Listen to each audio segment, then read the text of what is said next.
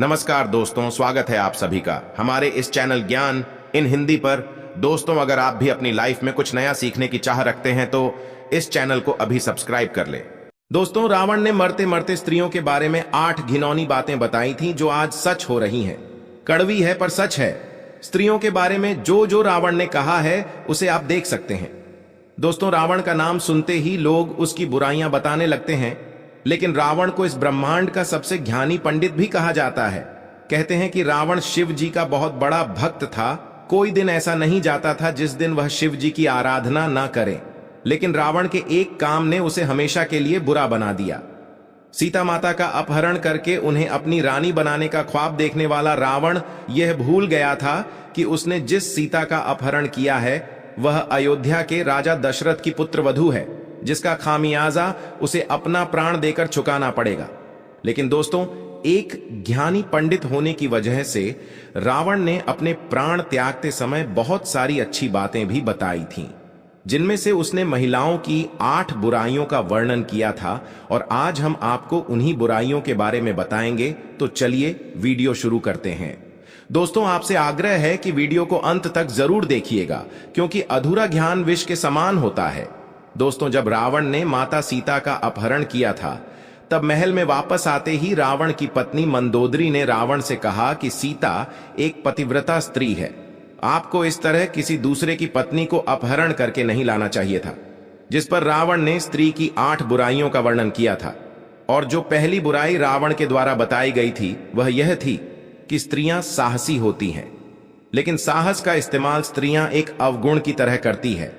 कहने का मतलब यह है कि कभी कभी वह साहसी होने के चक्कर में ऐसा कार्य कर जाती है जिससे उनके घर और परिवार को पछताना पड़ता है। साहस अगर दुस्साहस में बदल जाए तो फायदे की जगह इसका नुकसान भी उठाना पड़ता है। इसलिए स्त्रियों का साहसी होना एक अवगुण के समान है। दोस्तों, ये बात रावण ने इसलिए कही थी क्योंकि जब मंदोदरी को इस बात का पता चला कि रावण ने श्री राम की धर्मपत्नी सीता जी का हरण कर लिया है, तो मंदोदरी बहुत ज्यादा घबरा गई थी और डर गई थी, जिस वजह से रावण के महल में प्रवेश करते ही मंदोदरी ने रावण से कहा था कि आप उस राम की पत्नी को वापस कर दो, क्योंकि मुझे बहुत डर लग रहा है। जिस पर रावण ने कहा था कि मंदोदरी, तुम लंकापति रावण की पत्नी हो, तुम्हारा इस तरह डरना लंकापति रावण के लिए शर्म की बात है।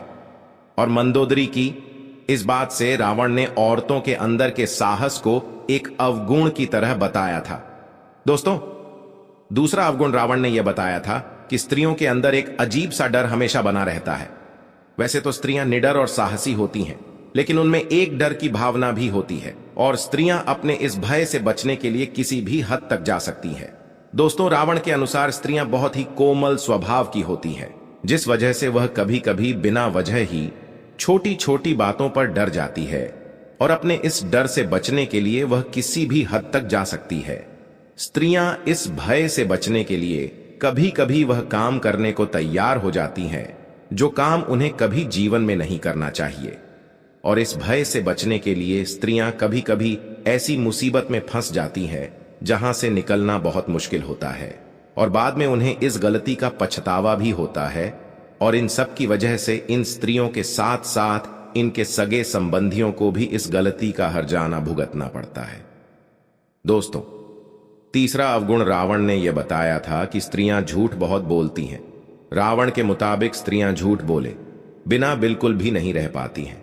यहां तक कि झूठ को छुपाने के लिए 100 झूठ भी बोलने पड़े तो भी स्त्रियां तैयार रहती हैं। इस बात में उन्हें कोई संकोच नहीं होता कि वह किसके सामने और किस तरह का झूठ बोल रही है। दोस्तों, इस बात को आप सबने अपनी लाइफ में भी नोटिस किया होगा कि स्त्रियां या लड़कियां बिना मतलब के ही झूठ बोलती हैं। दोस्तों, इस झूठ की वजह से कभी कभी लोगों के रिश्ते और जिंदगी दोनों बर्बाद हो जाती है। दोस्तों, चौथा अवगुण रावण ने यह बताया था कि स्त्रियां बहुत ही मतलबी होती हैं, और अपना मतलब निकलवाने के लिए स्त्रियां किसी भी हद तक जा सकती हैं।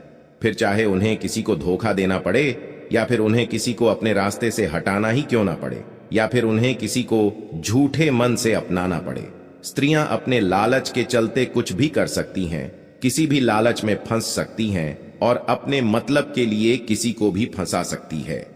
रावण के मुताबिक जब स्त्रियों के बात करने में एकदम से परिवर्तन आ जाए तो उनसे खासकर सतर्क रहना चाहिए, क्योंकि स्त्रियों के स्वभाव में एकदम से परिवर्तन इस बात का सबूत है कि वह आपसे कोई काम निकलवाना चाहती हैं।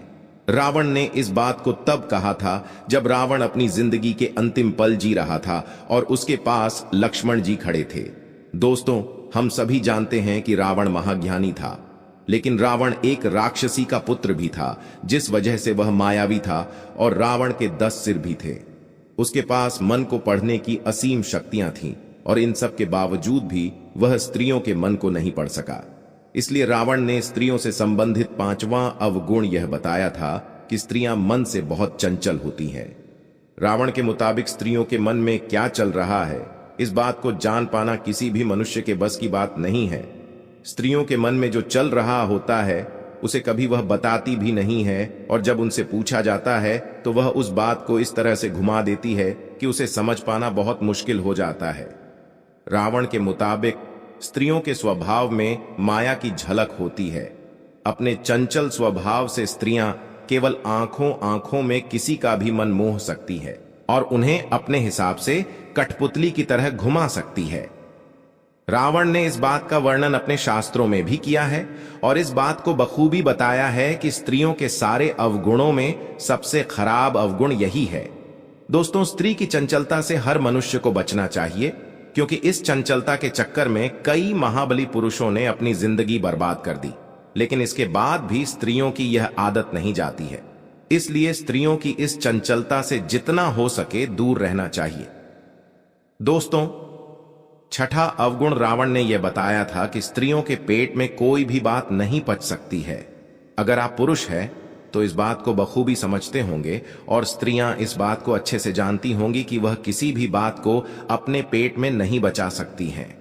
रावण ने यह बात अपने प्राण त्यागने से पहले बताई थी कि स्त्रियां कभी भी किसी की बात को अपने तक ही सीमित नहीं रख सकती हैं।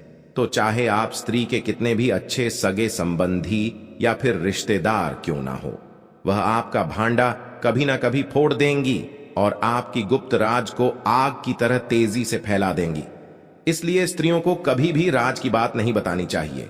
लेकिन इतना समझाने के बाद भी अगर आप ऐसा करते हैं तो मान लीजिए कि आप अपने आप को मुसीबत में डाल रहे हैं और कभी ना कभी आपका राज खुल जाएगा और फिर आपका काम तमाम हो जाएगा। दोस्तों, 7वां अवगुण रावण के द्वारा यह बताया गया था कि स्त्रियों में बुद्धि नहीं होती है। वह किसी भी चीज को अपना दिमाग लगाकर नहीं सोचती, बल्कि किसी भी सुनी सुनाई बात को मान लेती है। ऐसा रावण ने इसलिए कहा था क्योंकि रावण की पत्नी मंदोदरी ने रावण की कोई भी बात कभी नहीं मानी।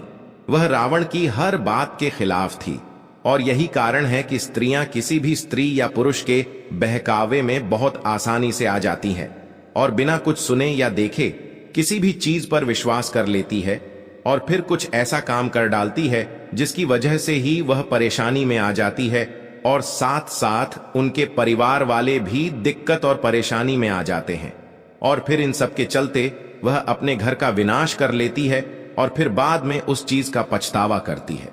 रावण का कहना था कि इसी अवगुण की वजह से स्त्रियां किसी भी फैसले को लेने में बहुत अच्छा महसूस करती हैं। इसलिए रावण ने कहा था कि स्त्रियां विवेकशील नहीं होती।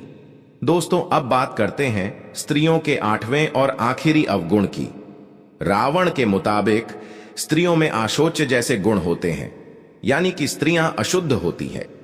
जी हां दोस्तों, स्त्रियां कितनी भी अपने आप को सोने चांदी हीरे के आभूषणों से सजा ले, लेकिन इन सब के बावजूद भी स्त्रियां अशुद्ध होती हैं।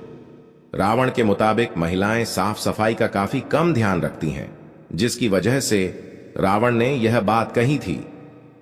दोस्तों, वैसे तो स्त्रियों में कई अच्छाइयां भी होती हैं, लेकिन यह कुछ 8 अवगुण हैं जिनके बारे में रावण ने बताया था और इन्हें सुनकर आप बखूबी जान सकते हैं कि स्त्रियों के अंदर क्या क्या अवगुण होते हैं और क्या नहीं।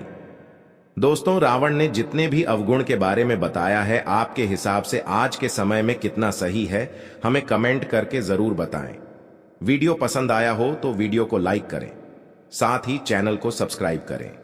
साथियों, आशा करते हैं कि आज का यह वीडियो आपको पसंद आया होगा। अगर वीडियो अच्छा लगा हो तो कमेंट में जय श्री राम जरूर लिखें। धन्यवाद।